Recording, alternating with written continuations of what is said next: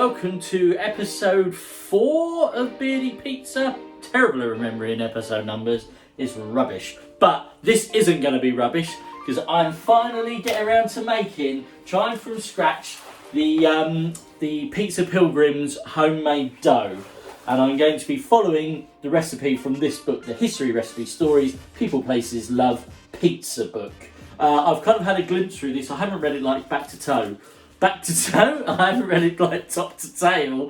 What's back to toe? Or back to front, maybe that's what I was trying to say. But I've glimpsed through it and it's a very cool book. Oh my word. This hair is getting outrageous, my friends. I cannot wait to have a trim on maybe not the 12th of April, maybe the 13th of April is when I get booked in for, but very soon. So this part of the video is going to be over 2 parts. Because today's Friday, we are not actually eating the pizzas until Saturday, but you have to make the dough the day before. Ideally, you have to leave it overnight in the fridge. So I'm making the dough now, then we're going to let it rest in the fridge, get it all nice and yeasty and delicious, and then we're going to have it Saturday night. Just your plain old margaritas, guys. That is the future. The future is margarita. I've decided I don't want anything else on my pizzas anymore. I just want it plain Jane margarita, just a bit of cheese, bit of tomato sauce, nice few bits of basil. That's all. That is the perfect pizza for me. I mean, maybe even less tomato sauce and more cheese. The more cheese, the better. That's all I want. And I've been absolutely, I just can't stop thinking about pizza at the minute. All day yesterday, I was like, I want a pizza. I came this close to ordering a pizza for my lunch. That's how desperate it became. And I've got a little Domino's pizza, like a large pizza, waiting for our little issues with what we had with Domino's, where we ordered a couple of veggie pizzas, a margarita and a veggie supreme. There's a little bit of meat and chicken, there was a little bit of sausage meat, a little bit of chicken on one of them. Not cooked in it, we think maybe it just fell on top. So I've got a free large pizza in the bank, and I nearly cashed it in yesterday, but I held back, and I'm gonna use it. I think I'm using it next weekend. But you've seen us eat Domino's, you don't need to see another one of them. So making your own pizza dough is simple. It's a piece of pizza pie. That's how easy it is. You need to make a delicious pizza dough. I mean, I'm saying this like I'm an absolute pro at it. I'm not. This is the first time I'm ever making this one, so it could all turn out to be an absolute shit show, but we'll see. But until then, I'm going to act all confident. That hair is really annoying, but never mind, we'll crack on. But yeah, I'm going to act as if I know what I'm doing, because that's the aim of this, is to become good at making a pizza. And so let's just be confident from the off, and then we'll go with the flow. So yeah, all you need is 4 ingredients to make your own pizza dough. Okay, let me show you what you need. Literally, this is it. So you've got, I'm reading from the recipe book here, so it's 620 mils of tepid water. I wasn't actually sure what tepid water was, so I Googled it, and it's 2/3 cold water, 1/3 boiling water. So that's what I've done, and so it's supposed to be about 40 degrees, and it feels like it's got a bit of warmth to it, so that's good. Then you need 1,000 grams, aka 1 kilogram, or 35 ounces if you're going old school, of 00 flour. Now, I've never used normal flour to make pizzas. I've heard you can, but your best result is always with 00 flour. This isn't exactly called 00 flour. Apparently this is quite posh old Dubs Farm flour, and it's pasta flour, but they are pretty much the same thing. Apparently, according to this book, the best flour to use is a Caputo Blue. I've looked at it, and it's £1.50 for a kilogram, so I think I might treat myself to one of them if this turns out as amazing as I hope. So next up, you need 30 grams of fine sea salt, and Lauren treated us to some smoked sea salt, so hopefully that's going to bring a sort of extra edge to the pizza. And finally, you need, just looking, 2 grams or 2/3 of a tablespoon of fresh yeast. Not quite sure how fresh it is. This is just a packet yeast. I think that's fine. And we've just put in one of our little fancy measuring spoons. We haven't actually got a 2/3 option, so I'll put it in between 1/2 and 3/4, and I hope that's going to be all right. What did I tell you? Look, our messy kitchen. We are terrible.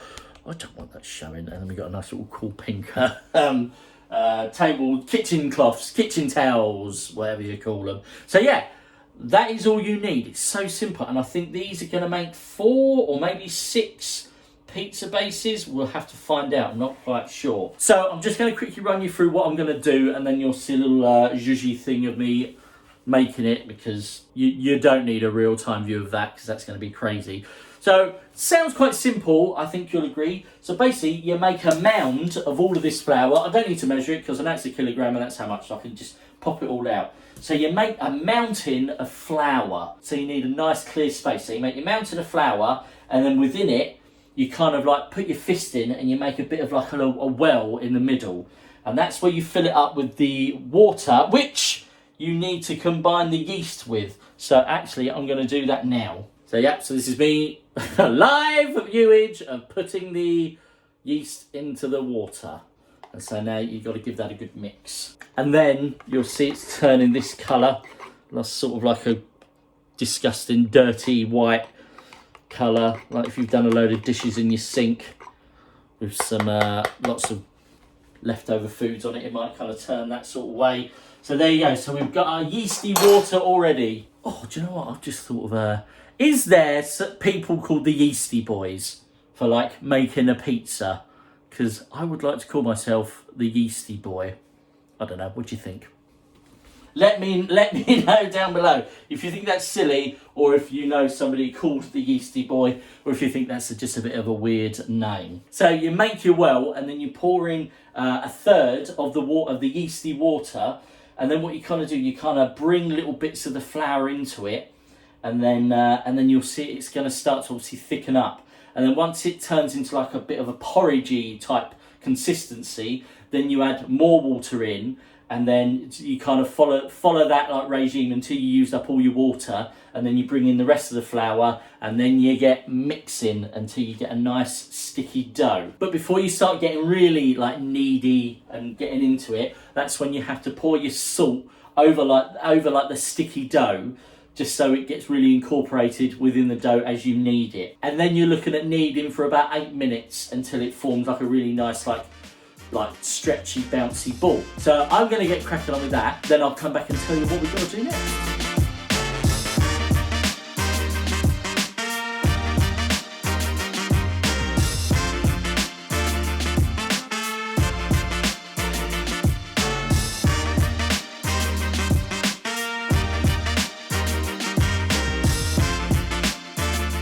Right, so now I'm going to cover this in a damp cloth and leave it for 10 minutes just to have a little rest. I'll be back in 10. I tell you what, kneading dough is some hell of a workout. It is look, my hair's even worse than before.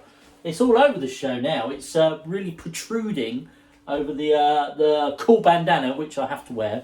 So I'm a bit like Carl Casper in Chef. So now we're pretty much done. We're almost there. There's nothing more drastic that needs to be done. So I've let the dough rest for 10 minutes. So all we need to do now is just to slice it up into portions. Then you place it on a tray. You place all your portions on a tray about 1 centimetre apart. I think you get 4 bases out of this. So basically I'm just going to chop this into 4. Then I'm going to make like nice like tidy little balls out of all of them. Pinch the bottom so you're stretching the rest of the pizza sphere, let's say, and then you place it on your baking tray, and then you cover it. Yeah, and then you cover it. You leave it out in room temperature for 6 hours, because that's when the yeast is really going to do its work, and you'll probably see it like grow in size.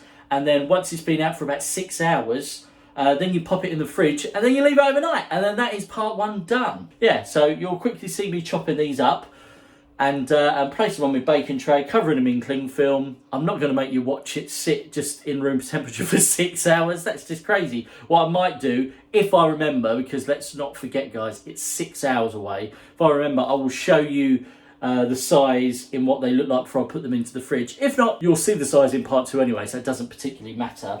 And then I'm just going to leave them in the fridge for overnight. And then you have to take them out about 1 to 2 hours. I'm going to give it the full 2 hours in room, to bring them back up to room temperature from being in the fridge, because you don't want them all tough. You want them, you want that yeast to have like warmed up almost, so it's ready for making the pizzas tomorrow night. I am very excited. This dough, I didn't feel as confident when I made that Jamie dough last. the Jamie Oliver dough, but making this one, I feel very happy. Like, as I started to knead it, I was thinking, this isn't going to go. It's very much like the way Lauren and myself think for some things, when it's like, if it instantly doesn't work, it's like, this is obviously a failure. Actually, when it comes to cooking, that's definitely more me. If something doesn't instantly look right, I'm like, oh my God, what's going wrong? But I was like, Lauren's not here to call upon, so I'm just going to have to crack on with it. And I'm glad I did, because I think it looks like a really nice dough. Just have a little peep underneath there. You can't see it yet, but you will in a minute. And I'm really impressed with myself. So this is all going swimmingly well so far. I hope you all agree. So I'm going to get this beast of a dough chopped up, separated, onto the tray, wrapped in cling film, and I will see you all for part 2. Annoyingly, I thought I pressed the record button when I was separating my doughs, but I didn't record it, which is a shame, but take my word for it and look for yourself. So these are my 4 dough balls. I think I probably should have made 6. I think they're a bit big, but we like massive pizzas, so we're going to have massive pizzas. We'll see you for part 2 now. Hello, and welcome back to part 2. I have changed the camera angle because I think basically it's going to get super smoky in here, and I'm going to be doing a lot of moving around near the oven, and that's where I normally kind of have the camera holding. So I needed to change angles. Right, so if you remember what my pizza dough looked like, I mean, this isn't the most satisfying thing to look at, but look at the size of them now. They are absolutely massive, and they're all stuck together. So I need to try and prise them apart. So what I should do, I should just walk you through what I'm going to do, then show you a little bit of a montage, and then show you the final result of my pizzas that are hopefully going to be awesome. So what I'm going to do, I will tear these apart. I think I might actually, for one actual dough, I think I might split in half and make that 2 pizzas, because these are massive. They're a lot bigger than what I thought they were. So I'll dust the surface, put one of the doughs on it, cover that in more flour, double O flour, and then I will, then I'm going to kind of stretch it out with my hands, then do a little bit of zhuzh. Hopefully we'll see what happens. And then whilst doing that, this pan is going to be getting nice and hot on here. So then what you do is, so once you've got your actual base, you chuck it on the pan. Then whilst that's cooking, I've got my my tomato sauce. I'm just going to put a little dab of that on that. Then I've got my mozzarella. I've got some parmesan as well. So that's all going to be going on all nice. Oh, I need to pick a few basil leaves. So there's all my basil leaves. Oh, the smell of basil is absolutely wonderful. So yeah, so then you kind of keep an eye on the base, using a little handy spatula, and then once it's like all cooked and looking great on there, then you put it under the grill. I haven't switched the grill on yet because it makes a loud noise, so hopefully you won't hear any of that because I'll be montaging it. So pop it under the grill for maybe 2-3 minutes. Keep it like that until everything's nice and bubbling and nice and crispy on top, and bish bash bosh, that is it. You're good to go. So I've tried to dry out the mozzarella as much as possible. I've kind of done a bit of patting with it. I mean, it's still wet, but it doesn't feel as wet as what it normally should. And yeah, that's about it. So, fingers crossed.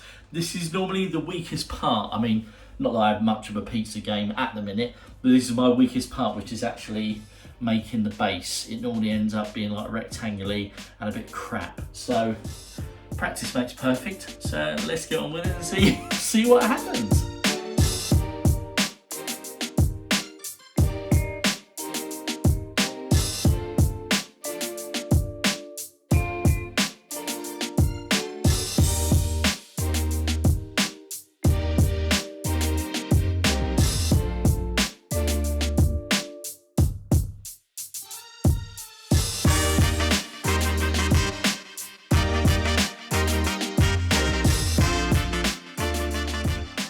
The dust has settled on our pizzas, and we've just watched a terrible film, but I won't bore you about that. Terrible. So what did you think of the pizza? Yeah, I thought it was really, really nice. Honest reviews.